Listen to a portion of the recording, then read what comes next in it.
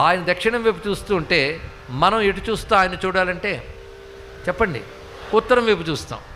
దక్షిణ దిశ ఎవరి దిశో తెలుసా?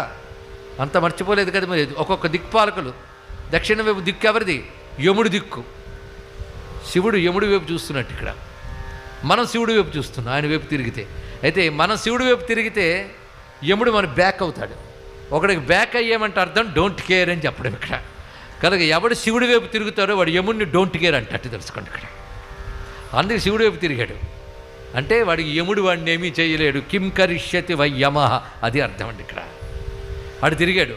పైగా శివుడు ఎందుకు దక్షిణ వైపు చూస్తున్నా అంటే తన భక్తుడి వైపు యముడు చూపు పడకుండా నిఘా వేసించట్టు అక్కడ. ఏమి స్వరూపం అండి అనే దక్షిణామూర్తి అని పేరు తలంచుకుంటేనే ఎంత ఆనందంగా ఉందో. గురవే సర్వలోకానాం భిషజే భవరోగిణాం నిధయే సర్వ విద్యానాం దక్షిణామూర్తయే నమః.